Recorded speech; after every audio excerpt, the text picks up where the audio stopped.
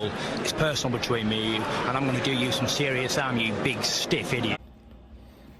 The Untouchable True School Sports Empire proudly presents something the boxing games are missing. Hey, what's going on? It's your boy BT, and I came here to talk some boxing with the thousands of True School Sports subscribers. All right, so some interesting stuff coming out of the light heavyweight division, and this doesn't concern Artur Beterbiev and Dmitry Bivol, so that's cool. It's cool to switch things up in the light heavyweight division every now and then, because we know that Beterbiev and Bivol will dominate the light heavyweight division talks for the entire year, before, during, and after they fight, But nonetheless, Callum Smith, he recently just got destroyed like everyone else has against Artur Beterbiev, and he failed at becoming a two-division world champion. But he's been taking some time off, and he's been mulling over what's next for him in his boxing career, and he still has that ambition to be in some big fights and do some things and really be a factor in the sport. And one fight that I threw out there in my Aftermath live after the day after Beterbiev and Smith was, I said that if Callum Smith's gonna box, then one of the fights I want to see him in is ANthony Yarde, because I feel like domestically in the UK that's a fight that does good business. They're both two of the highest ranked light heavyweights in the world, and they're both good fun fighters to watch, and they won't be fighting Beterbiev or Bivol or anything like that, so they'll have a chance to beat each other, right? So let's talk about that, because Callum Smith was asked about that fight, and here's what he said, word for word, verbatim. He stated the following, and I quote, "That's a good fight. Look, definitely that's a fight that outside the world champion is probably one of the better fights to make in the division. So look, it depends on the timing and whatnot. And it's definitely a fight that motivates you. So there's a lot of good domestic fights, but they're not really domestic level. So definitely a fight that is an option of what decision I make in the future. I don't know what his plans are. I don't know whether he's fighting anytime soon." So that being said, Yarde is actually fighting February 10th against a fighter, a Serbian fighter named Marko Nikolic, who's 32-3 with 12 knockouts. So little stay busy fight there for Mr. Lyons in the camp, ANthony Yarde. But look, man, I love the energy that Callum Smith is showing, because look, one thing I will always say about Callum Smith, I don't think he was quite as good as Canelo fans or the boxing media cracked him up to be.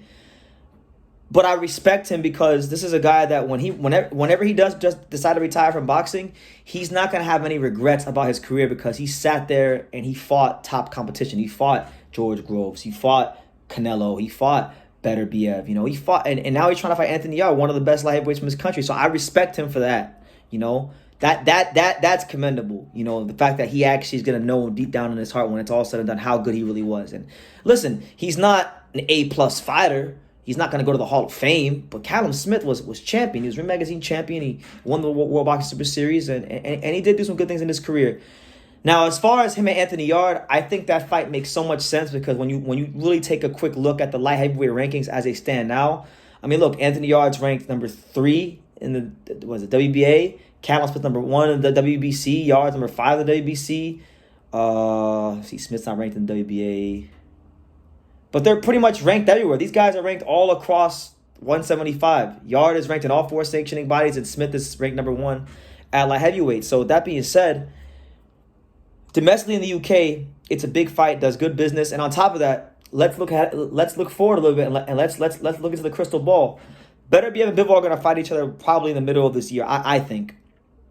If it comes off in that timetable, I think the winner of that fight is going to drop the belts. Those belts, by the end of this year, I truly believe are going to fragment. So there will be opportunities for guys like Yarde and guys like Smith and guys like Buatsi and those top guys, the guys like Michael Eifert, Alexander Gvozdyk. All these fighters are going to have a chance to win a world title at light heavyweight once the belts fragment again. So this fight theoretically could be for a vacant light heavyweight title. And then factor in the extra caveat that His Excellency Turki Al-Sheikh out there in Saudi, he wants to put together a Matchroom boxing versus Queensberry promotions card. Eddie Hearn fighters versus Frank Warren fighters. And if you're going to do that, this to me would have to be one of the premier matchups on that card. It might be the main event on that card, because we know ANthony Yarde, he's Frank Warren, he's Queensberry, and we know that Callum Smith, he's Eddie Hearn, he's a Matchroom. So I think this makes sense in so many ways. And then from a stylistic standpoint, like, look, it already makes so much sense before we even get into the actual boxing. But once you get into the actual boxing, it's like, look, you got Callum Smith. He's tall, he's lanky, he can punch. Very well experienced. You got ANthony Yarde. He's a bit more shorter, more compact, flashes great hand speed, has balls down to his ankles, will fight anybody. I mean, one of the true warriors of this division. I mean, there's not really, in my opinion, when you're looking at the light heavyweight division and the guys in the top 15, the best fights you can make between guys in the top 15, this would be towards the top of the list, if not the top of the list. So I like to hear this energy from Callum Smith. I like to hear this from him. If he's going to keep boxing, I like the fact that he's still showing that ambition, that he still wants to fight the top guys. And I'll never fault him for that. So I'm hoping this is a fight that comes off, because I think it'd be a great fight for the division. I think it'd be a great fight for boxing. And more particularly, I think it'd be a great fight for British boxing. So, yeah, shout out to Callum Smith, Liverpool's very own, the former 168 champion and the light heavyweight title challenger. I would love to see him fight ANthony Yarde. Let me know what you guys think. Who you guys favoring in that fight? I don't know. That fight's a tough one to pick, because I feel like Smith has the punching power to where he could get at ANthony Yarde in the later rounds. But I also feel like ANthony Yarde has the hand speed to really trouble Callum Smith. So this to me is damn near a pick-em fight, honestly. I probably lean a little bit closer towards maybe Callum Smith, only because I think his gas tank might be just a tad bit better, and the fight goes rounds. That might serve him better down the stretch, but it's a good fight.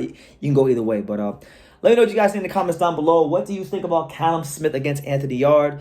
Leave your comments down below. Make sure you guys take the time to subscribe. And like I say in every single one of these videos, you can love me or you can hate me, but I'm just a kid from Dania. So until next time, take care, guys. Thank you for watching another video on the untouchable True School Sports Empire. For more great boxing content just like this video, click right here and make sure you subscribe. Much love from sunny South Florida.